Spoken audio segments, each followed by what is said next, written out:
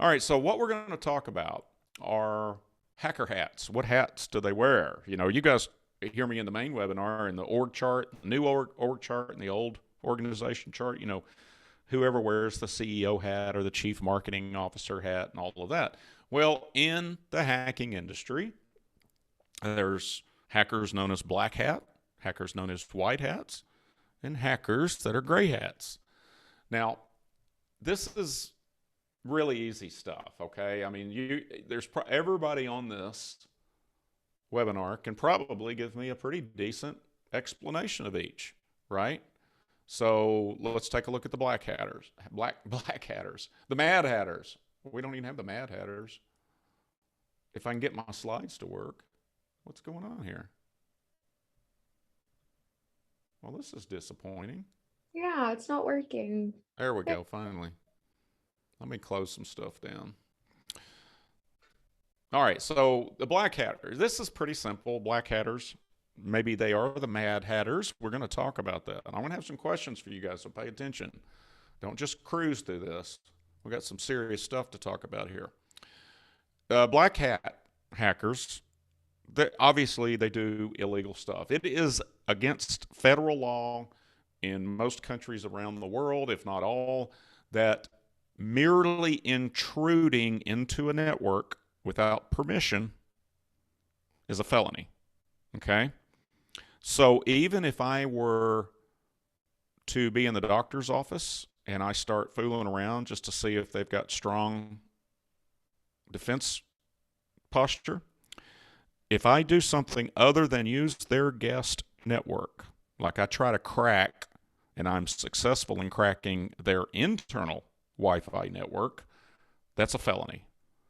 So almost all the black hat stuff is illegal, and they want to steal, destroy, like North Korea did to Sony Pictures Corporation, or the United States did to Iran's nuclear facility. The black hat guys do cyber warfare. Think about that. The United States does cyber warfare. North Korea does cyber warfare. Russia does cyber warfare. They're all black. They're all black hats. Told you I was going to get into some moral and ethical issues. Now, white hat, mad hackers, mad hatter hackers. These are people like penetration testers, right? These are people that are authorized to intentionally hack into a network to see how far they can get. If you've ever seen the movie Sneakers, that's exactly what Robert Redford and Dan Aykroyd, Sidney Poitier, that's what their job is. That's what their company does. They were penetration testers. So when he walks into that bank, withdraws $100,000 that he stole, goes upstairs to the boardroom, flips the briefcase around, says, "I've just stolen $100,000. You've got this is messed up. This is messed up. This is messed up. I'll issue the full report. Now where's my check?" Those are paid good guys to do the exact same stuff a bad guy or a black hat would do. Vulnerability testers. Iron Tech does both of these things, and we do a lot of vulnerability tests. Even a risk and security assessment is white hat stuff, because we have to know who's most likely to attack you. We've got to assess your security maturity level in conjunction with you and consult with you and things like that. So the white hat guys are basically assumed to be ethical hackers. They're not going to do anything illegal. And then in the middle, like much of the world, it's gray. So what's an example of a gray hat hacker? What do they do? Well, they're not inherently malicious. So believe it or not, there are these gray hat hackers that will see if they can penetrate a network and commit that felony And then rather than stealing the data or holding it hostage or the black hat obvious stuff, they will contact the company and for a fee agree to fix the problems. That is of questionable ethics. So we're not going to call them ethical hackers for the main reasons they're committing the felony just doing that. Now, the companies, and I believe righteously so, most often don't appreciate that. So the gray hat hackers will then maybe go black. Okay? Or maybe they just stay gray. But just that act of breaching a network is a felony unless you've been authorized to do so. So don't forget that. All right. So do you have the chat window up by any chance? I Let me do. get it. Okay. Mhm. All right.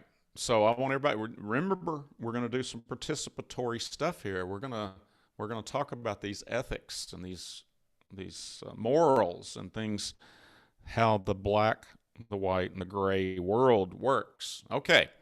So you have to put all of this into context. Now, Apple has had at least 11 orders to compel them to hack either a particular iPhone. There have been hearings and multiple attempts to force companies to put in backdoors that only authorized law enforcement or military people can exploit. Apple has refused every single one, and they themselves refuse to even build a backdoor for themselves. Okay? Now, the most famous FBI request for this was the San Bernardino killings. I think there was something like 14 people killed. It was a terrorist lone wolf type operation that I'm kind of familiar with. Um, and 14 people died, and there was an iPhone there that the FBI asked Apple to unlock or to build software to unlock it or to hack it so they could get some more evidence and learn more about why, who, if there was any other conspirators and all of this stuff about the San Bernardino attack. The other 11 times are similar, just not as newsworthy as that. My question to you, should Apple have complied with the FBI request? Just yes or no. You can just type it into chat if you want to. There's no judging, okay? If I had to guess, most of you will say they should have complied. Just type her in there. Yes, they should have complied. Okay. Almost invariably, when I ask people outside this industry, should they comply, it's always a yes. So, but if you say no, then that's fine too. Mary, I'm going to call you out. Brian, some of you, yes. Okay, another yes.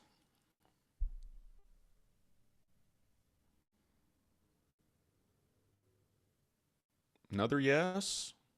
Okay, I think it's pretty safe to assume most people on the call or the meeting here would say that just seems so obvious to me. Why wouldn't you? It was such a tragedy, and it was human life. Well, curiously, Amazon, Facebook, Google, Microsoft, I could go down the list. Slack, some of these companies you've never even heard of. I mean, you may not even be familiar with Slack. We live in it every day, but they all agreed with Apple's stance. They should not have complied. But you don't have to believe me. And what it has to do with is protecting all of us, not just after the horse left the barn. So you may be interested to hear the words of General Hayden, who was the former director of both the NSA and the CIA. This guy's got cred. He knows what he's talking about.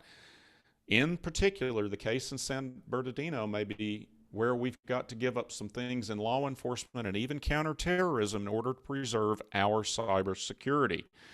This type of thing goes against is what some of the flaws with the Patriot Act is. It's about privacy. It's about the security for everyone. When these protections that have been put in place by the Bill of Rights and everything, when those are broken down and just willingly given over, What impact does that have on us personally, on our business, our organization, our family, the country, and then ultimately the world? What is where is it eroding other securities? General Hayden here understood this because, and Apple did too. And their reasoning is because once that back door is created, there is no way to stop it from falling into the wrong hands. In other words, the FBI would not have been able to hang on to it. It would have been intentionally leaked, or the FBI would get hacked, and then it would be out on the dark web or on GitHub, ready for anybody to download. They knew if they created that. So in so doing, although those lives lost was tragic and the investigation probably needed a little bit more to it, they may have protected hundreds, thousands, maybe even millions of other people. We have no way of knowing, right? But it actually created a safer environment for all of us. So yeah, and you ask anybody in the security business that question, and they'll tell you, yes, they did the right thing, or at least I believe anybody will answer it that way. So speaking of creating things and it getting loose into the wild, the NSA built a piece of software, a virus, if you will, a Trojan virus, to specifically damage a nation's infrastructure, to actually damage it. And that was Stuxnet, and it was created to attack the Iranian nuclear enrichment facility centrifuges, to spin them past their operational limit. Very cleverly designed. Even they understood the risk in creating this worm, so it only executed itself if a very, very tight set of circumstances presented itself. It was practically impossible. If the Stuxnet virus got out in the wild, it would have caused any damage. They did everything they could, knowing full well it could get out in the wild. Because, number one, the Iranians could have reverse engineered it and put it in the wild. And that is a very dangerous virus that is designed to attack industrial control systems, SCADA devices, all kinds of things. It can be used against refrigerators and things like that. They knew that when they created it. This was the first time in history that a nation state intentionally damaged another sovereign nation's infrastructure by the way of a cyber attack. The United States led the way in that. Now, my question to you, is that a good thing or a bad thing? Was it good that we did that? I don't know the answer. I really just don't know on this one. But what do you think?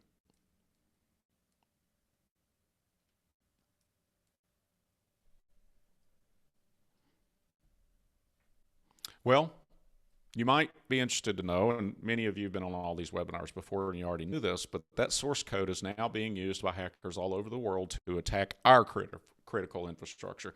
The source code is the raw programming language, and so now it's being modified to attack not just the Siemens Series 7 PLC project whatever it stands for, programmable logic array or component, whatever it is. It was very tightly engineered, but if you've got the source code, you can open it up to any Siemens controller of any model, of any series that does anything, or Johnson control, or any other type of industrial control system. A car, a locomotive, the electrical grid, any computerized device.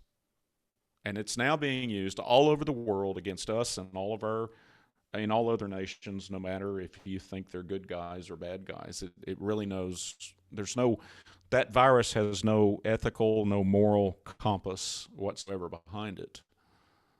Now, if you knew Hitler was going to kill 10 or 20 million people and start a whole entire world war, Would you go back in time and stop it, or was it simply inevitable? If it wasn't Hitler, would it be somebody else?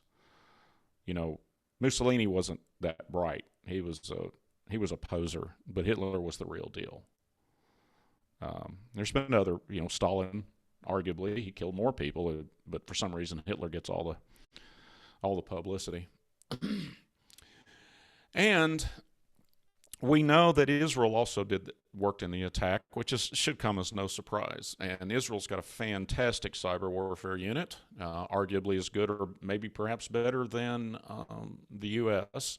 But because of the Edward Snowden data breach, we know that the NSA and Israel worked together to write Stuxnet and deploy it in an air-gapped network that was not connected to the internet in any way. And that is now being used against us. Is that black hat? Is that white hat? I've already said all nation states black hat. Is it moral or unethical? That's the question, right? So don't confuse black hat and white hat with morals or ethics. Speaking of Edward Snowden, and this is really polarizing, once again, I may say some things that you may interpret incorrectly. I'm going to try to be neutral about this. Edward Snowden had no malicious intent. He did not intend to flee to Russia. He didn't steal it for the Soviets. He released this information publicly, and it was very carefully selected. It wasn't just a blind release.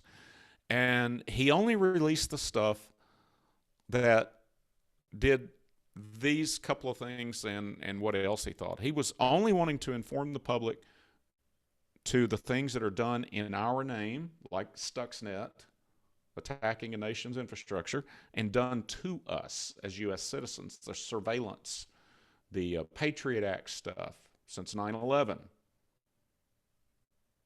I think it was Benjamin Franklin that says those that will be willing to trade security or trade freedom for security deserves neither.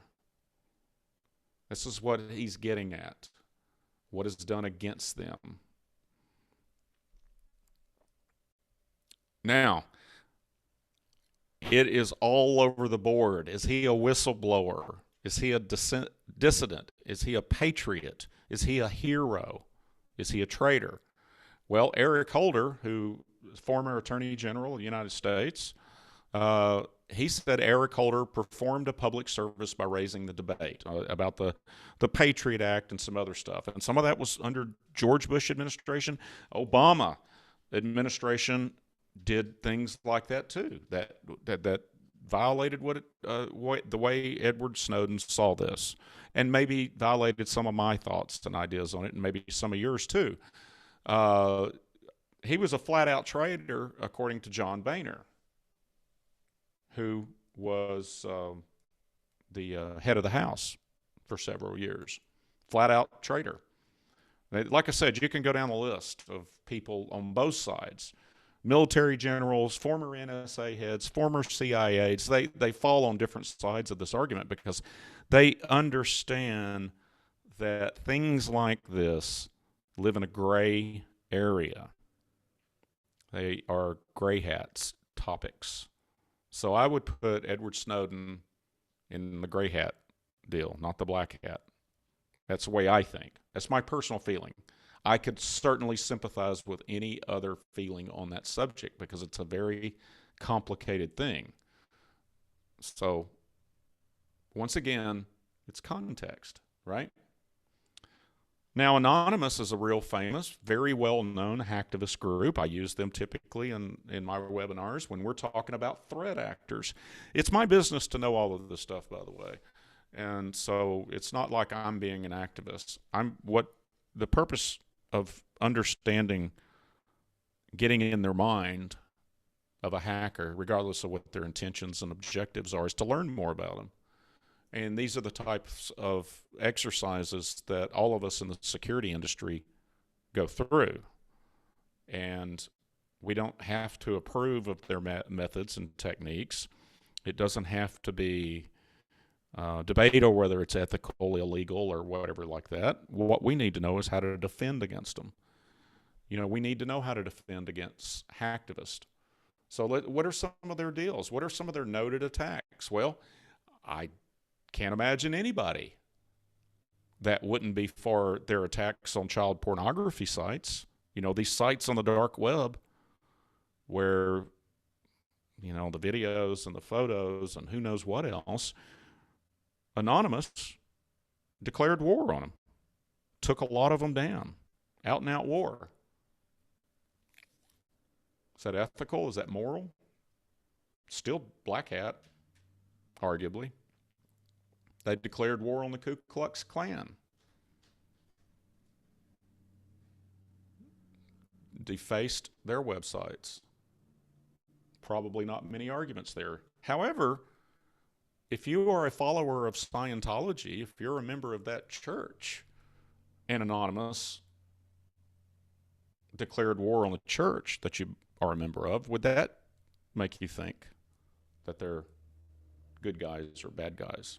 What if it was the Baptist church or the Catholic church or the Jewish tabernacle or Jewish whatever, or Islam? It doesn't really matter. Hindu. It could be anything. What side? Are you going to reflect your own personal values on that? I'm not going to argue if they want to hack and attack ISIS, that's for sure, or Al-Qaeda. What about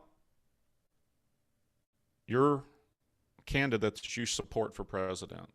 Especially after this polarizing election. They declared war on the Donald Trump presidential campaign, hacked the websites, did denial of service attacks on them, did everything they could to create a lot of grief and pain within the campaign. Once again, it falls on, especially now, these days, the past couple of years of politics created a very divisive country. Those of us that like Trump and his policies and things like that would probably consider them bad guys. But those of us that liked Biden would say that's a great thing. Would it surprise you to know that they also declared war on Hillary Clinton and her presidential campaign?